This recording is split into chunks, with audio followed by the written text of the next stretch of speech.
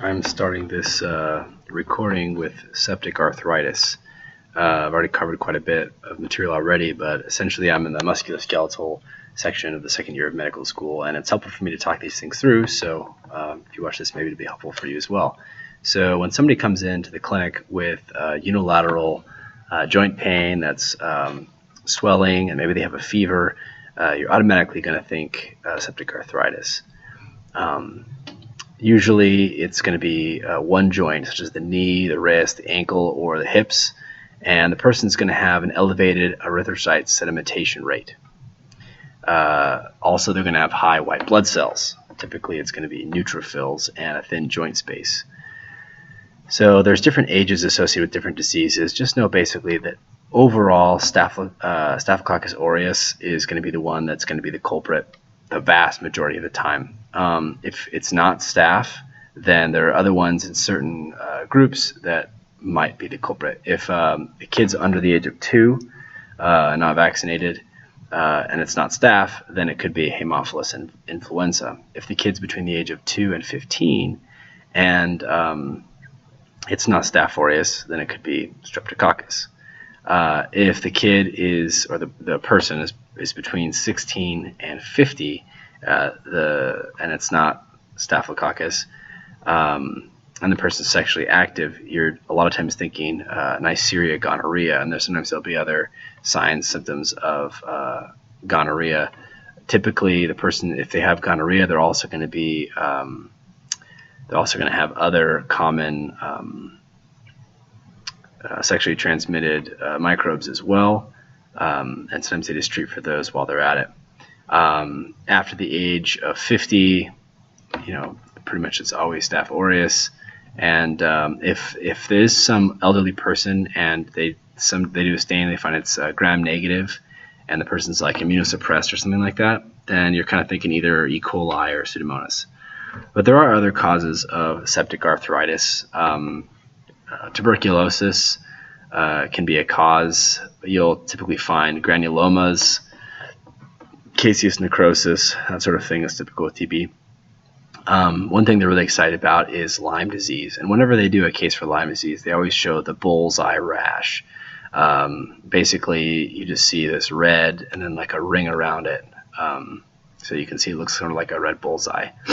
But don't jump on if they just mention a rash, don't jump on this right away, because the psoriatic arthritis has a rash, although it looks totally different. There's some other ones that cause rashes too, so don't get too hasty with that one. With Lyme disease, it's Borrelia burgdorferi. It's a spirochete from the Ixodes tick.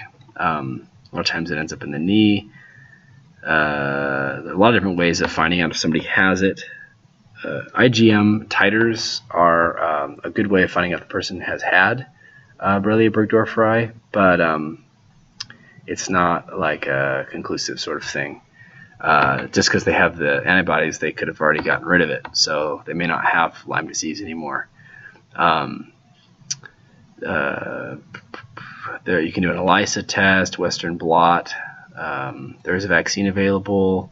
They can do a synovial biopsy, but apparently that's kind of a last resort diagnosis. Also, polymerase chain reaction testing can be helpful, but usually not. Treatments, doxycycline, if no improvement of arthritis after 2 months. And 70% get arthritis if they're not treated. So they keep trying to reword the part of this problem in the thing. They'll be like, give a bunch of options, which one of these is correct, and they'll be like 30% get arthritis if not treated, but no, it's 70% will get arthritis if you don't treat the Lyme disease. Erythema migricans, that's I know it looks like nigricans, but it's migricans, means it's migratory. That's distinctive. Viruses that can cause septic arthritis or arthritis, would be alpha virus, Parvovirus B19. Whenever you see that, always look for like the slap cheek appearance. It looks like rheumatoid arthritis or SLE, probably because of the slap cheek appearance. But it'll be the hands and feet. Typically, it's going to be aplastic. Give steroids or IVIG. And Rubella can also cause this. Epstein-Barr virus, hepatitis B and C, as well as HIV. There's also fungal causes, and the white blood cells are typically going to be between 10,000 and 30,000. It's going to be about 50% neutrophils, and mycobacterial or fungal arthritis. That's when these conditions are going to be present. Common fungi responsible are Candida, Aspergillus, Cryptococcus. Others are ones like Sporothrix shankii. That's a weird name. And if you see that, it's usually going to be that they got poked by a thorn, a rose thorn. That's when you see this. Or blastomyces, already mentioned. No, I didn't. Blastomyces or coccoides or histoplasma. So I keep looking over those people walking around.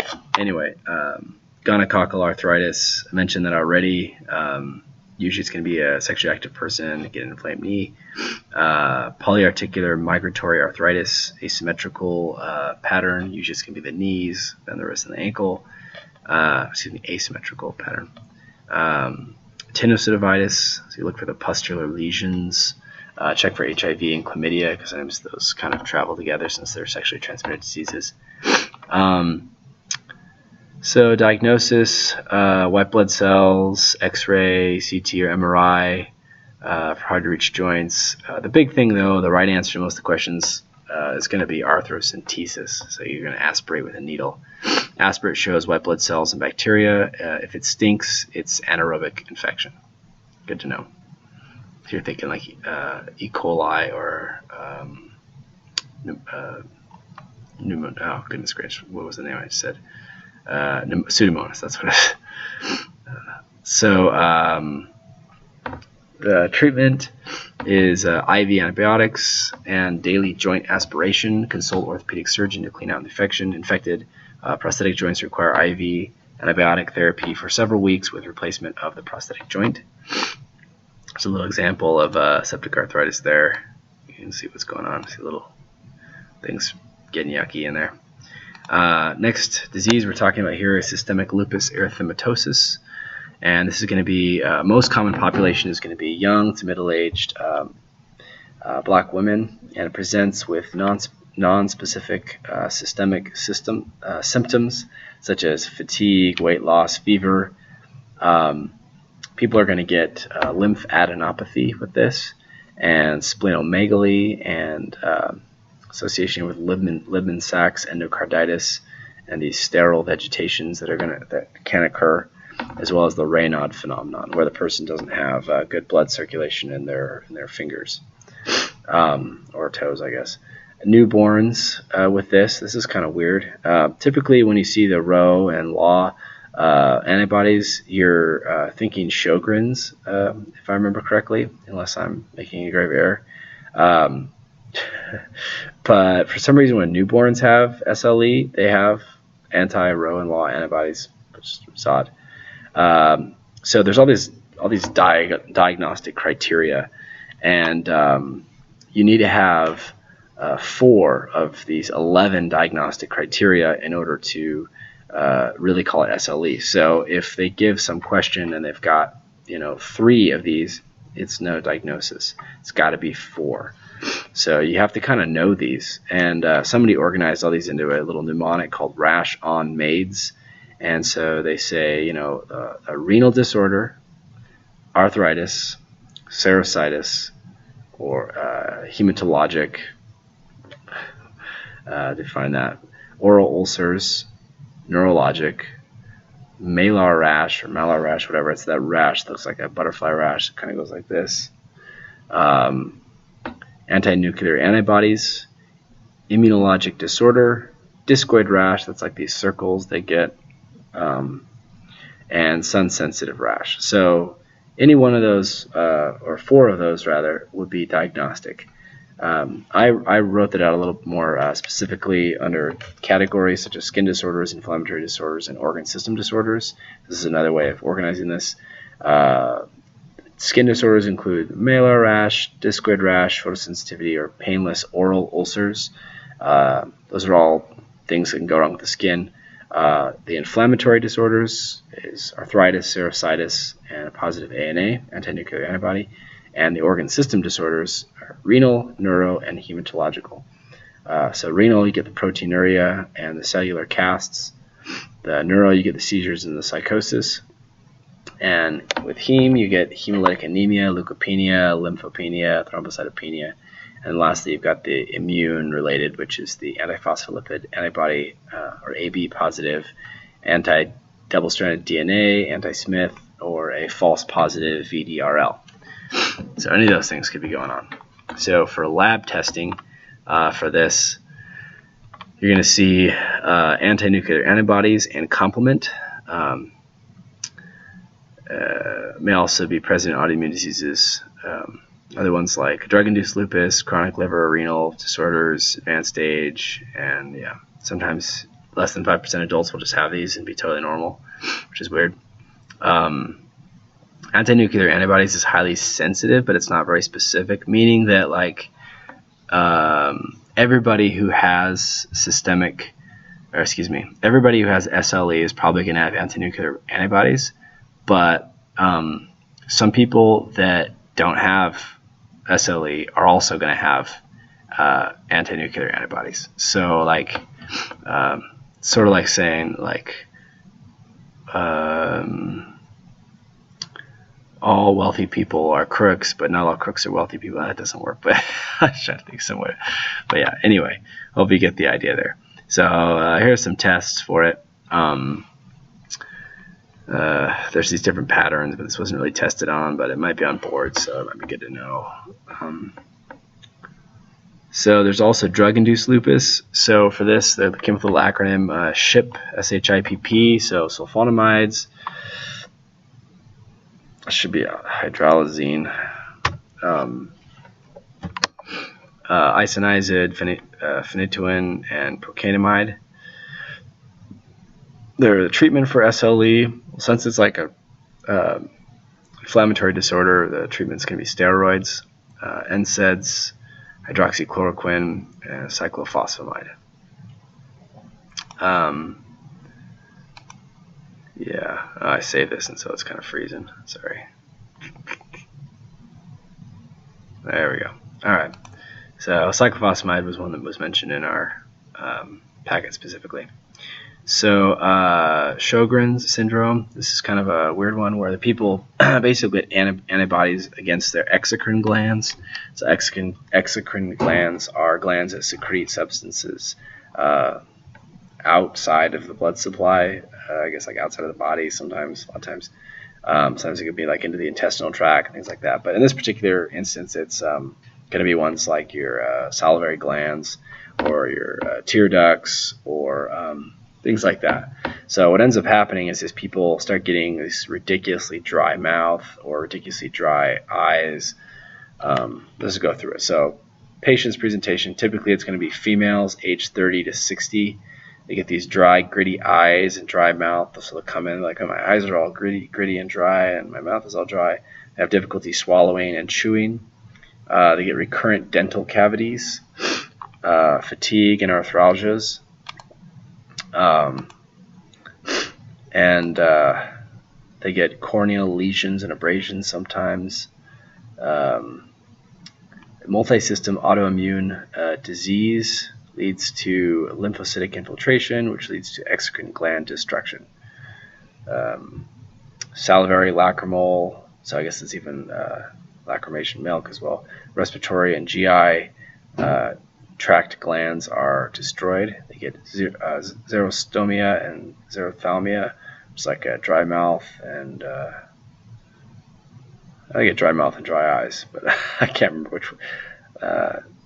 Yeah, I'll have to look that one up. This is eyes. This is mouth. Stomia is mouth. This is eyes. Ophthalmia.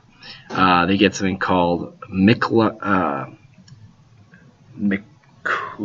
syndrome, which is this picture right here. So these huge, enlarged salivary glands, sometimes lacrimal glands as well. So Mikulicz syndrome is an enlargement of the salivary and lacrimal glands. Cutaneous vasculitis, peripheral neuropathy, mononeuritis, multiplex vasculitis, interstitial lung disease, or bronchiolar disease. Interstitial nephritis with distal renal tubular acidosis. That's just this disease just can really mess you up pretty bad. It's associated with rheumatoid arthritis, sclerosis, systemic lupus erythematosus, or polymyositis. So Sjogren's has a lot of associations. Also, I guess these are listed down here again. Chronic active hepatitis, I think is the only one that's not on there. Mixed connective tissue diseases, biliary, primary biliary cirrhosis, scleroderma. Yep, so lots of problems. Diagnosis, they do a full physical exam, oral, ocular, glands, all that. They get this anti-SSB law or SSA row. So this is what I was talking about earlier, which is really weird because babies also get this same thing going on. Apparently, if a baby gets SLE, like systemic lupus erythematosus, they can have these antibodies. But an adult with Sjogren's disease gets these antibodies. So I don't know, makes it whatever sense that you will. There's something called Schirmer's test, where they basically stick a little piece of paper in the eye, and then they see like how much it fills up with moisture. And so like less than 55 millimeters of moisture, the person's got Sjogren's. So they stick this little thing in there, it doesn't get wet. Oh, sorry, you got Sjogren's, bummer. The salivary gland biopsy, so they can do like a needle. That's going to be the most accurate, but it's not required for a diagnosis. You don't have to stick a needle in somebody to get the diagnosis. You can just do it from other things. This is a person whose eye got super dry. This person's teeth are all rotting because actually your saliva does protect you from organisms. And this person's tongue is so dry. Oh, it just like looks so painful. I feel so bad for this person. Super dry looking tongue there. Treatment, systemic corticosteroids. So you want to pump anti-inflammatory stuff in this person's body to stop their body from killing themselves, their exocrine glands, or other immunosuppressants, or for extraglandular manifestations. Systemic treatment with pilocarpine or cevimeline. You can give them artificial tears, NSAIDs, take care of their teeth. They may need a referral to an ophthalmologist for rose bangle staining, for central corneal abrasions. Some complications with this is going to be lymphoma. Also, Sickle syndrome is Sjogren's without arthritis. So if a person has Sjogren's but they don't have any arthritis, then you'd say, oh, this person has Sickle syndrome.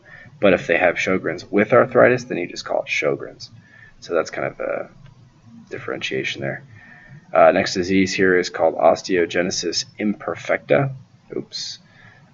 So supposedly this sclera looks white to me, but supposedly it's supposed to be like bluish tinted. And the reason why that's because you're seeing the choroid villus. Basically, there's a type of collagen that, I think it's type 1 collagen. They just don't have very much of it, or they don't have any or something, decreased, yeah. And so they lack things that make their bones and skin normal. So presentation, phenotypically diverse. So there's a lot of, depending on the phenotype, it can really come from a lot of different places on there. I didn't word that right, but they have brittle bones. Blue sclera from defective type 1 collagen shows choroidal vein blue. Dental abnormalities, lack of dentin, opalescent teeth. So that's what that's supposed to look like. Hearing loss, short stature, scoliosis. It's autosomal dominant, decreased type 1 collagen production. I already said that. Increased in wormian bones. Apparently this looks wormian. Like it looks like a worm, maybe. I don't know what they're thinking there. Which are small bones. Small bodies of bone near suture lines. So there's like these little bodies of bone in here. They call those wormian. Whatever. Absence of superficial bruises can be helpful in to distinguish osteogenesis imperfecta from child abuse. So they're saying here is if the person's got broken bones, but you don't see any like bruises anywhere, then because typically you've got to hit somebody pretty stinking hard to break a bone. So if there's a kid comes in with bruises and broken bones, you think this kid maybe has been abused. But if the kid comes in and he's got broken bones but like no bruises or anything, then you're thinking, maybe this kid's got osteogenesis imperfecta, and you can test for that, I guess. Okay, so next disease here is called Ehlers-Danlos disease, and I found this picture of this guy with this real stretchy skin, kind of show you what's going on here. But essentially, it's a connective tissue disorder from defective collagen synthesis. There's 6 different types, but we don't go into all of them. But sometimes it can present with hypermobility. So I think your joints move all over the place. Like you could bend your arm way back, and pretty crazy. Your finger, you just like bend all the way back here and touch it back here. There's a classical type, which is joint and skin symptoms, and that's typically going to be mutation in types 5 and type 1 collagen. So this classical type, joint and skin. So just think of the skin guy with also bending his fingers back or something. This guy looks like he's got Graves' disease too. His eyes are popping out of his head. But anyway, also there's the vascular type, which causes vascular and organ rupturing. That sounds terrible. So a lot of bruises, and that's a problem with type 3. So type 3, you think vascular stuff, and type 5 and 1, you think classical skin and joints. So this has got 2, so I think skin and joints, and this is 3, so it's just one problem, vascular problem. Easy bruising, aneurysm. So you think about it, like blood vessels supposed to be able to take quite a bit of pressure in there. So if they can't, they could have an aneurysm. Fragile organs prone to rupture, hyperextensible skin and joint. I talked about that.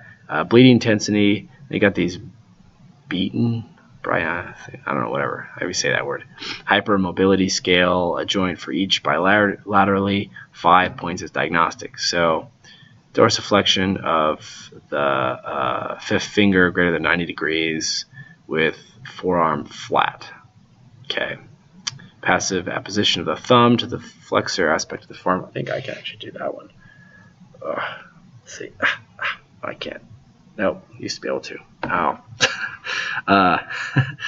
And hyperextension of the elbow more than 10 degrees. That's not good. And hyperextension of the knee greater than 180 degrees, and flexion of the waist with the palms on the floor. So any of these kind of things, and they depending on how far it is, they can get these points and be diagnostic. Got to come up with some rule of actually giving somebody the criteria or whatever. Next one here is Marfan's disease. So whenever I see this one, I always think of Abraham Lincoln. It's this really tall person with long, skinny fingers. He had that, they suspect. So it's autosomal dominant genetic disorder of connective tissue. It's fibrillin 1 gene mutation, defective elastin fibers, tall arachnodactyly, pectus excavatum, hypermobile joints, aortic aneurysm and dissection, mitral valve prolapse, superotemporal subluxation of the lens, and retinal detachment. So wow, it got some really terrible problems. Overgrowth of long bones. Wish I had a picture there. I should have showed you. Sorry. Next one group here. Don't have much for this one. Sorry. Mixed connective tissue diseases, overlap of SLE, scleroderma, polymyositis, and rheumatoid arthritis. Basically, just know the anti-U1 RNP. This is the common marker for this disease. And then you think you think mixed connective tissue diseases. Next situation or condition is, I guess this is just a virus, but Parvovirus, B19. So Parvovirus is like the smallest virus or something, 18 to 26 nanometers. That's really small. It's not enveloped. It's a single strand, linear DNA virus. And it's erythema infectiosum in kids. So I guess the fifth disease, I guess what they call this, is common in childhood. Starts as a nonspecific cold with fever and coryza. What the heck is that? I need to look that one up. Headache, nausea, diarrhea, slap cheek appearance. Then red on trunk and extremities, reticular pattern, anaplastic crisis. There's another thing. This replicates in erythroid, progenitor cells, and bone marrow. So I guess somebody has, like, I don't know, a sickle cell disease or something, and they get Parvo B19, they go into anaplastic crisis because they already didn't have enough. Of those cells, and then this just kind of like, sorry, my been studying a lot lately. This just makes it even more so. Replicates in erythroid progenitor cells and bone marrow, erythropoiesis problems, and anemia. If occurs in someone with sickle cell, hydrops fatalis. If pregnant woman has parvo B19, then she may miscarry. Wow, that's really sad. Increased workload on the heart. Okay, all right, that's why. Acute arthritis in adults. Symmetric joints of hands, wrists, knees, or feet. Tenosynovitis bilaterally. Sausage fingers. So I guess the fingers like get really like big and fat, like a sausage. No joint destruction because arthropathy only lasts 3 weeks. So arthro means joint and pathy means like disease. So it only lasts a little while, so it's not long enough to really destroy anything. So if there's a question, it's like, what is the likely result of this person with these symptoms? And you're like, don't choose the one that says joint destruction. Diagnosis is going to be IgM against Parvovirus B19. 50% of adults with acute Parvovirus B19 develop arthritis. Wow, so a lot of the people with this get arthritis. Symptoms usually resolve spontaneously, however, though, and treatments with NSAIDs is preferred over steroids. That's probably because you have an infection with something and you kind of need to get rid of it. So steroids suppresses your immune system pretty seriously, and it has other really bad negative side effects. I want to make a note here, though. Don't ever give NSAIDs, or I guess aspirin, to a little child with like fever and that sort of thing, because they could get Rye syndrome. Next, scleroderma. So this one looks really scary to me. These hands look like they're wax, but it's like almost like the skin gets like really tight and pulled back and kind of like thickened and hardened over the person until it just like gets so bad they can't even like hardly open their mouth or anything. So this is progressive systemic sclerosis, like hard skin. It comes in phases. There's the edematous phase, which is like weeks to months. There's erythema, pruritus of the fingers. That's the first stage. Then there's the fibrotic phase, and this one lasts like years, months to years. This is the atrophy and contractures of the fingers, wrists, and elbows, masked faces. A lot of times people will be like, oh, you look so young, but like really their like, skin's just getting like really tight and pulled back. Oral apertures, if diffuse, so like their mouth like could get like tight like this. Vertical furrowing of perioral skin, if diffuse. Ulceration of skin, if diffuse. Telangiectasia on the face, fingers, palms, and mucous membrane. That'd be like Crest syndrome. Got to remember all the things involved with Crest. I have to look into that. Nail fold, capillary abnormalities, hyperpigmentation, calcinosis over pressure points, anti-centromere, antibody positive, and could get Raynaud's disease. Treatment for this is going to be vasodilators, because I guess everything's like all the tissue's getting like really like tight and constricted, I guess. Dihydropyridine. I want to think that's a type of calcium channel blocker, but then it lists calcium channel blockers here, so to look into what that is. I can't remember off the top of my head. Alpha-1 antagonists. So that's going to cause vasodilation rather, I believe. Look it up. Topical nitrates that causes vasodilation. Sildenafil, vasodilation. Bosentan, Sentans, those are the endothelin-1 receptor antagonists. So that's another one of those. Basically, all these do the same kind of effect.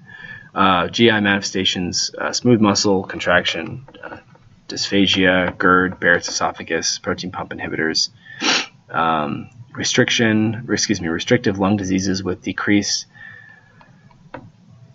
forced vital capacity, or is that functional? I think it's forced. Yeah, can't remember. And can't remember what DCLO stands for. Goodness gracious, I got to review reports. ground glass appearance, reticular linear opacities, subpleural cysts, and honeycombing of the lungs. It's like the lung. I don't know, I'm not going to talk about it too much. Treatment is cyclophosphamide. Cardiac involvement includes cardiomyopathy, pericarditis, arrhythmias, echocardiogram, pericardial effusion. Renal involvement can be scleroderma crisis, severe hypertension, renal failure, microangiopathic, hemolytic anemia.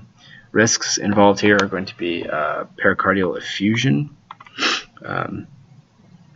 And if the person has inflammation, I guess use of corticosteroids for the inflammation. I guess myopathy, I don't know what I'm trying to say there. Treatment is ACE inhibitors for these risks. And the mortality rate is 5 to 8 times higher than general population. Ooh, that's bad. Details: fibroblast stimulation leads to growth factors and cytokines, which leads to fibrosis, deposition of collagen in the skin and internal organs. Typically, the epidemiological group is going to be white females aged 25 to 55 years old. Autoimmunity, non-inflammatory vasculopathy, and collagen deposition with fibrosis. Sclerosis of skin with puffy, taut skin without wrinkles, fingertip pitting. Diffuse scleroderma likely to get pulmonary hypertension. Anti-DNA topoisomerase 1 antibodies, SCL70. It's common in 70% of people. So I don't know, that might be high yield. I don't know. Widespread skin involvement. Early involvement of visceral organs. Esophagus dysphagia arrives early and in common with other types. The GI tract, malabsorption, pulmonary fibrosis, dyspnea on exertion, cardiac fibrosis, arrhythmias, kidney fibrosis, renal insufficiency. This is horrible. There's tons of stuff on it. Renal phenomena. I talked about Raynaud's. Treat with vasodilator. This is like a repeat. So, limited scleroderma is called Crest syndrome, and that starts at the fingers and toes. Maybe that's what's trying to be represented here, but it's pretty severe. Like really bad Raynaud's or something.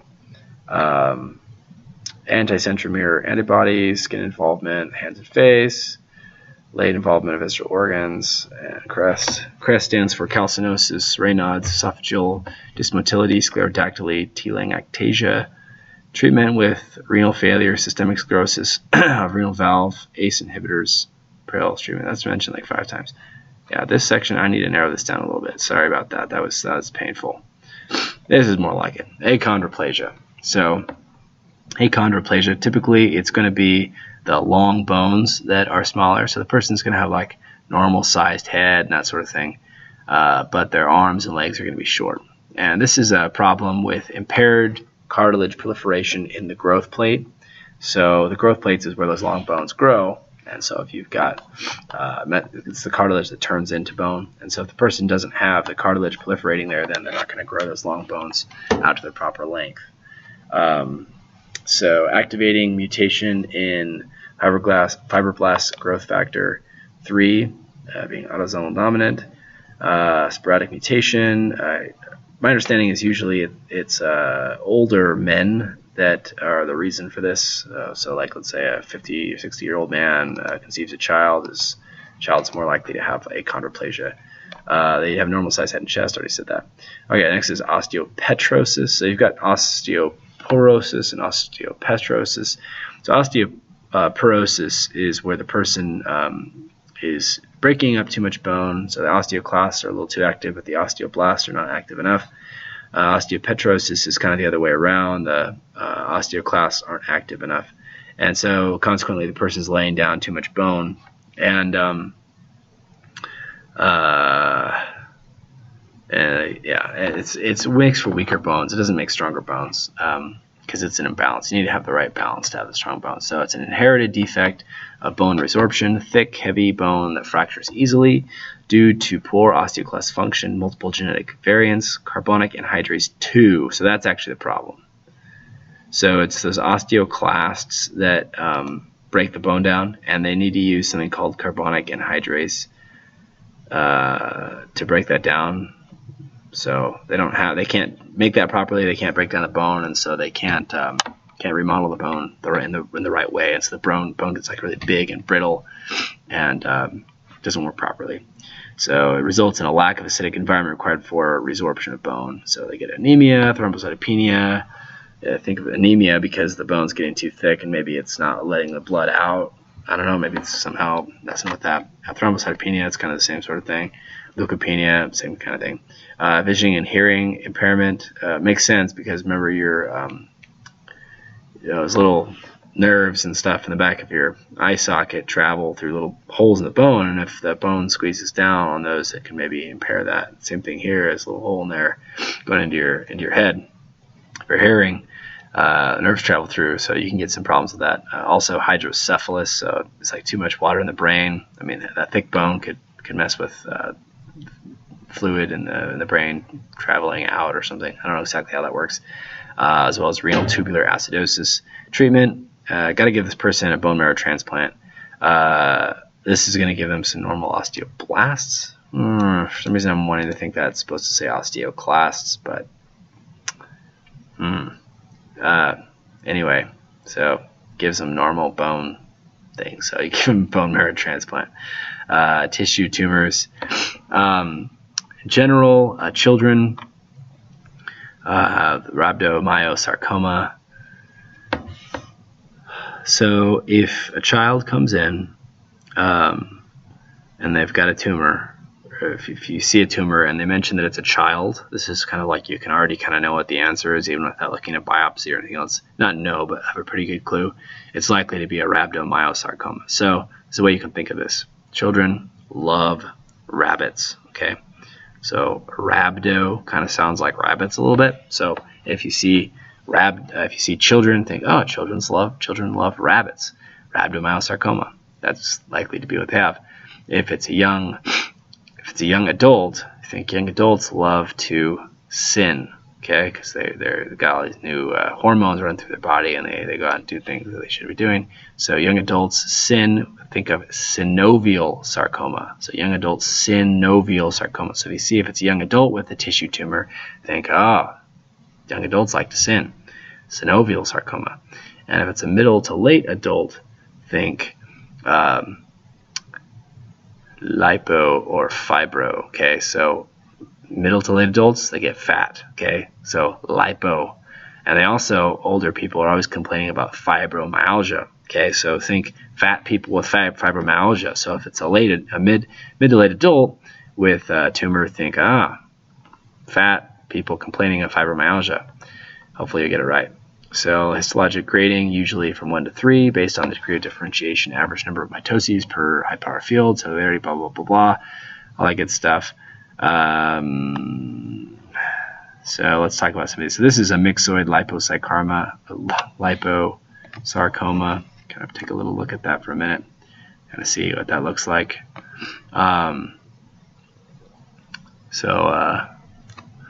The next thing here is going to be lipoma is the most common soft tissue tumor of adulthood. So we already talked about that, but apparently lipoma is like the most common. It's nice because that was what we were thinking of with late adulthood anyway. So now we've got kind of confirmed twice, but lipoma is the benign version and liposarcoma is the malignant version. So basically it's just like a little chunk of fat that just grows and it's like doesn't do anything bad. They can take them out because they look weird. I guess they could compress on structures. That could be bad, but that usually not. Liposarcoma, that's the bad version. And this is the most common sarcoma of adulthood, probably because adults nowadays have so much fat. There's so much material to have a tumor with. And so this appears in 40 to 60-year-olds. And it's going to be in the proximal extremities and retroperitoneal peritoneum. Two types, well differentiated and myxoid. So there's myxoid, there's well differentiated, and there's myxoid / round cell. So of the different types of liposarcomas, we've got our well differentiated, and that one grows slow. Okay, so just think really well different people slowly grow. I don't know. Good luck comes. Sorry. Myxoid round cells is intermediate malignancy. Must see lipoblasts. So if it's going to be myxoid, you got to have lipoblasts. You think, I guess if you're mixing chemicals, things might blast and blow up. I don't know. Yeah, I don't know. So these are going to be cells with vacuolated cytoplasm. So cytoplasm, see if we can see anything on here. I don't know.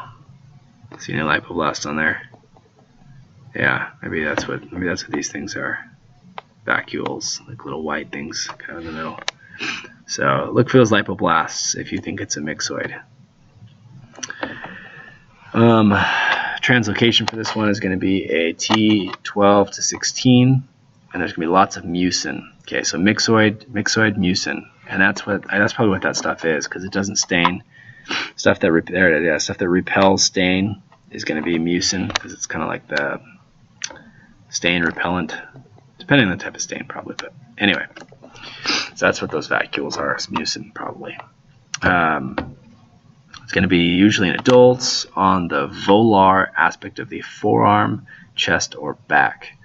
Solitary, rapidly growing, sometimes painful mass, grows over a few weeks.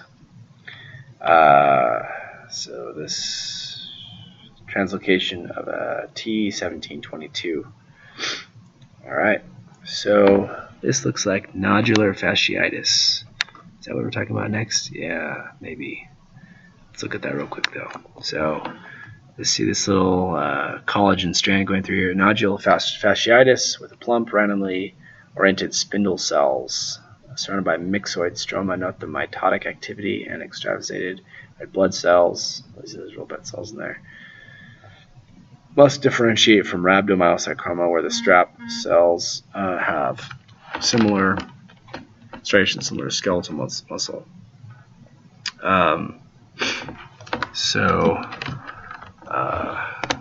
Close this down. All right, so myositis ossificans, general metaplastic bone, athletic adolescents, young adults, 50% after trauma. Okay, so if you're looking at myositis ossificans, we're thinking 50% after trauma. So this is like a trauma thing. Okay, that's pretty high. So phases. Early phase, swollen and painful, plump, elongated blast cells. Next several weeks, more circumscribed and firm. Osteoblasts become mineralized sometimes. And a late phase is hard, well demarcated, mature lesion is totally ossified bone marrow. So different levels here. It looks like what we're talking about here, this calcified thing in there. So after some trauma, you might get some of these. Skeletal muscle, fibroblast tissue, bony trabeculae. So this is showing what it would look like in skeletal muscle. This would be the fibroblastic tissue, and this would be the bony trabeculae. All right, good to know.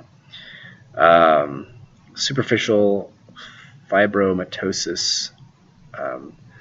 There was a penile one here, but it looked a little weird, so I took it off. Sorry. Basically, the penis was all bent over and stuff. I should have kept it on there, but whatever. I get tired of looking at it.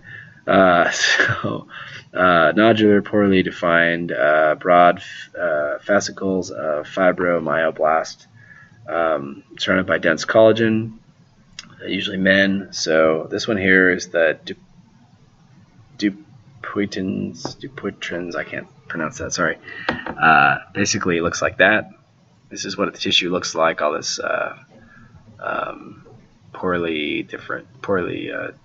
dense collagen. Cap it in your foot too.